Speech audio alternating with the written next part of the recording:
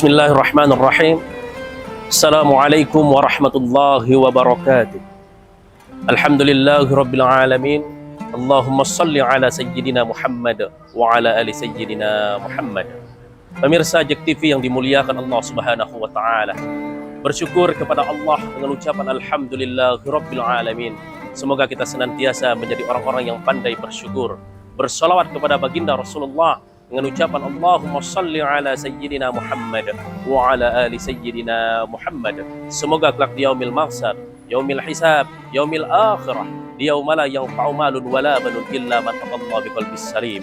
Ketika itu tidak ada satupun makhluk yang peduli dengan kita, maka beliaulah baginda Rasulullah yang sibuk mencari kita, mengumpulkan kita, membawa kita ke hadapan Allah. Maka Rasulullah berdoa kepada Allah, ya Allah, ampunkan bagi umatku ya Allah, maafkan bagi umatku ya Allah, dan masukkan ke surga bagi umatku ya Allah yang mereka pernah mengucapkan kalimat La ilaha illallah Muhammadur Rasulullah. Maka seluruh umat baginda Rasulullah, termasuk kita yang hadir pada hari ini, termasuk kita yang menyaksikan JEK TV ini, insya Allah akan menuju surganya Allah Subhanahu wa taala. Semua itu berkat syafaat baginda Rasulullah sallallahu alaihi wasallam. Pemirsa JEK TV yang dimuliakan Allah Subhanahu wa taala, Ramadan bukan hanya sekedar menahan lapar dan haus, bukan hanya tentang menahan diri dari segala hal yang membatalkan puasa, bukan hanya tentang memagari nafsu, bukan hanya tentang menahan syahwat dari hal-hal yang buruk, tapi Ramadan juga mengajarkan kepada kita bagaimana kita membersihkan hati kita dari berbagai macam penyakit hati. Karena Ramadan ini adalah bulan suci, hendaknya kita melewatinya dengan hati yang suci. Ada beberapa penyakit hati yang mungkin selama ini kita anggap sepele, yang mungkin selama ini kita anggap remeh.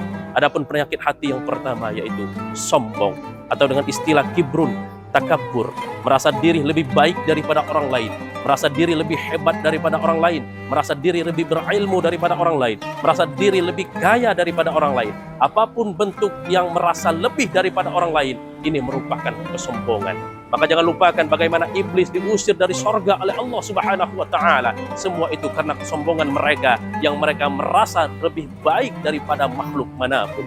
Pemirsa JEK TV yang dimuliakan Allah Subhanahu wa taala, maka jangan lupakan bagaimana Allah mengingatkan kita dalam Quran surah Az-Zumar ayat 72. Bismillahirrahmanirrahim. Qila dkhulu abwaaba jahannam khalidina fiha fabi'sa mathwal mutakabbirin. Masuklah kalian ke pintu neraka jahanam, dan itulah seburuk-buruk tempat kembali bagi orang-orang yang sombong.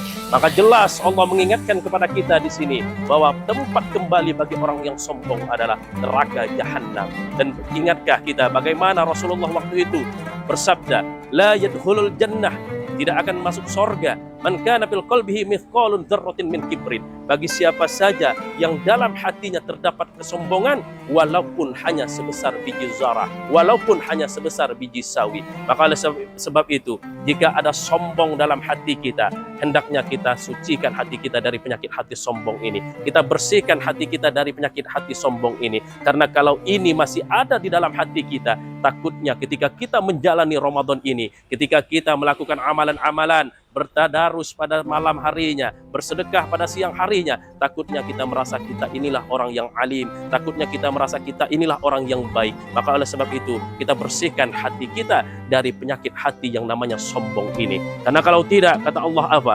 Fi qulubihim maradun fazadahumullahu marada. Di dalam hati mereka terdapat penyakit. Kalau penyakit ini tidak disembuhkan, maka akan Allah timbulkan penyakit-penyakit hati lainnya. Kalau sombong tidak kita sembuhkan, maka akan ada penyakit hati lain yang akan timbul di hati kita, yaitu apa? Yaitu riya.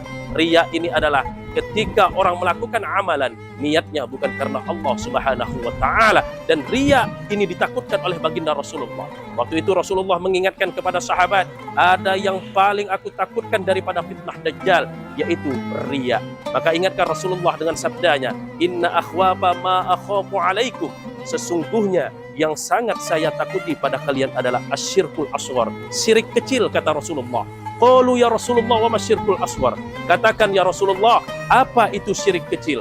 Qala riya, Rasulullah menjawab, yaitu riya. Riya ialah ketika seseorang beribadah, ketika seseorang sholat, kemudian ibadahnya diperbagusnya ketika dilihat oleh orang lain. Maka hati-hatilah dengan penyakit hati yang namanya riya ini. Kalau tidak kita sembuhkan di bulan suci Ramadan ini, takutnya ketika kita beramal, ketika kita beribadah, tadarusan pada malam harinya, qiyamul lail pada malam harinya kita lakukan, tapi ibadah tersebut bukan mengharapkan ridho Allah Subhanahu wa taala, bukan mengharapkan penilaian Allah Subhanahu wa taala, melainkan ingin dilihat oleh manusia. Maka oleh sebab itu, di bulan suci Ramadan ini, mari sama-sama kita bersihkan hati kita dari berbagai macam penyakit hati.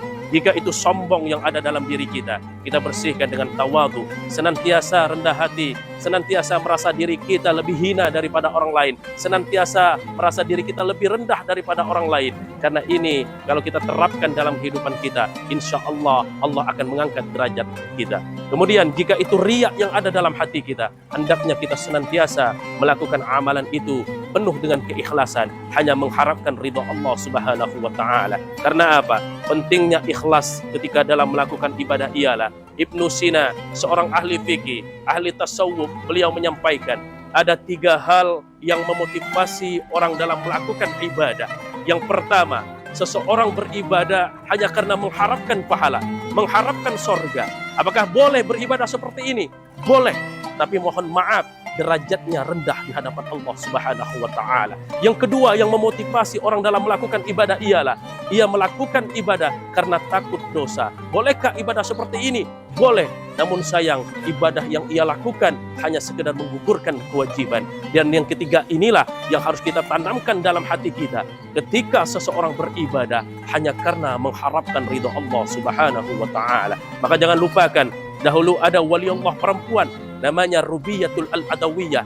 Beliau kalau setiap kali sujud itu pasti sajadahnya basah dengan air matanya. Setelah ia ibadah, ia berdoa kepada Allah, ya Allah, andai solat aku ini, andai ibadah aku ini hanya mengharapkan pahala, hanya mengharapkan sorgamu ya Allah, tutup pintu sorga itu ya Allah. Dan andai aku beribadah ini karena takut akan nerakamu ya Allah, tenggelamkan aku ke dalam nerakamu yang paling bawah ya Allah. Dan aku melakukan ini ya Allah karena aku cinta kepadamu ya Allah, karena aku hanya mengharapkan ridhomu ya Allah. Maka kalau ibadah kita lakukan dengan penuh keikhlasan, ingat dalam Quran surah Shad, qala wa bi'izzatika la ukhwiyannahum ajma'in. Iblis berjanji kepada Allah, ya Allah, demi kemuliaanmu ya Allah, demi kebesaranmu ya Allah, demi keagunganmu ya Allah, kami iblis tidak akan berhenti menggoda manusia ya Allah, illa ibadaka minhumul mukhlasin, kecuali ya Allah yang beribadah kepadamu ya Allah dengan hati yang ikhlas ya Allah. Maka jelas di sini ketika seseorang beribadah dengan hati yang ikhlas, hanya mengharapkan ridha Allah, iblis pun tidak akan mampu menggoda kita. Pemirsa JEK TV yang dimuliakan Allah Subhanahu wa taala, mungkin hanya inilah yang dapat saya sampaikan. Lebih dan kurangnya mohon maaf. Unzur maqala wala tanzur man qala. Lihatlah apa yang dikatakannya, jangan lihat siapa yang berkata. Wallahul muwaffiq ila aqwamit thariq. Billahi taufiq wal hidayah. Wassalamualaikum warahmatullahi wabarakatuh.